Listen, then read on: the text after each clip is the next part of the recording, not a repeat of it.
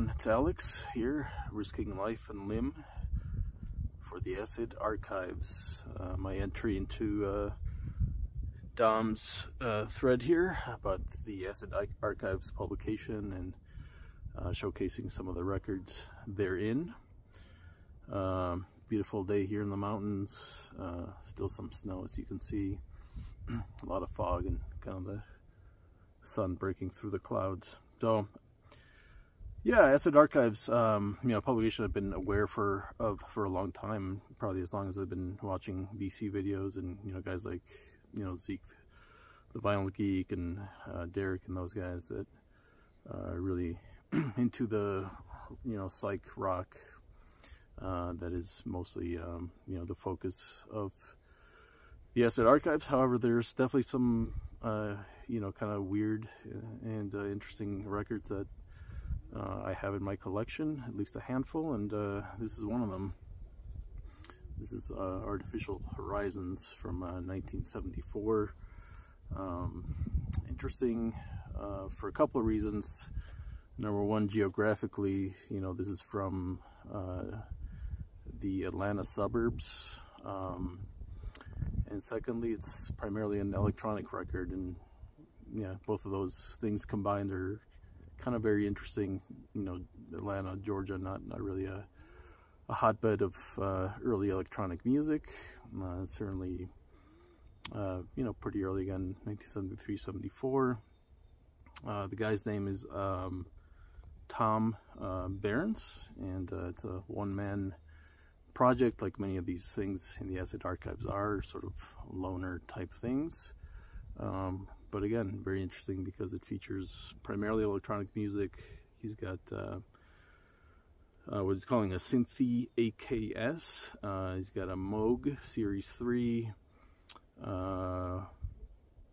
Cosbody's Polyphase. I don't know if that's something that he sort of built. I've never seen that before.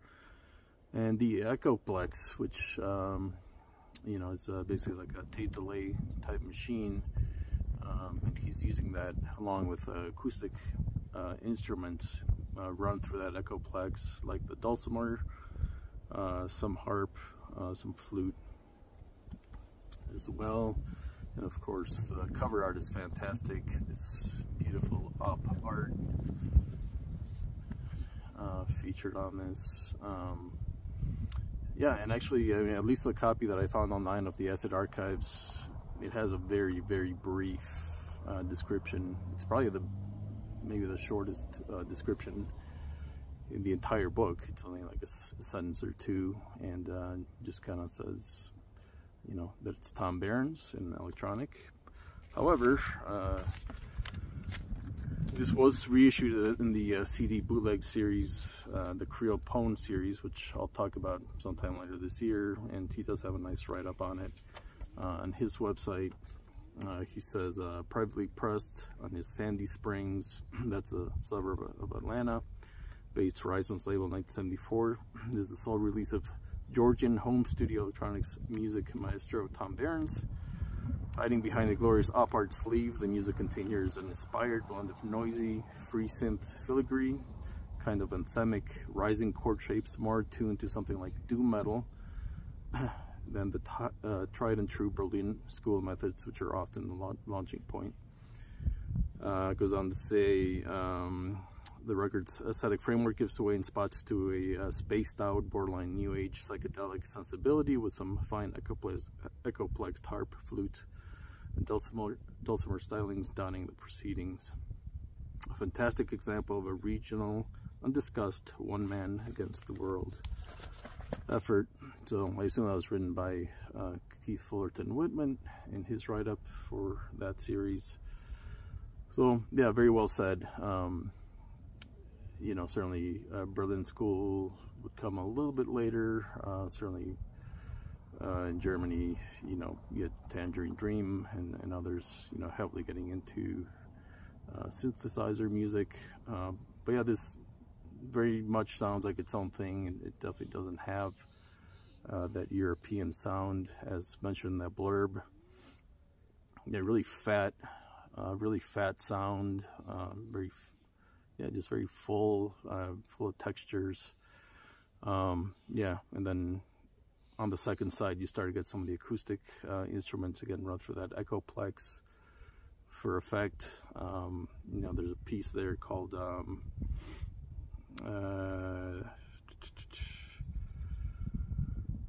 I think it's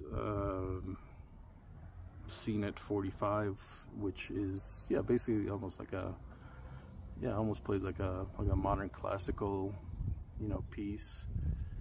Very cool. And then the last piece, Etzel's Lament, which I think is either harp or dulcimer, and yeah, just kind of finishes the record with a very yeah, sort of meditative, you know, acoustic piece. A bit of a palate cleanser after, you know, the barrage of electronics.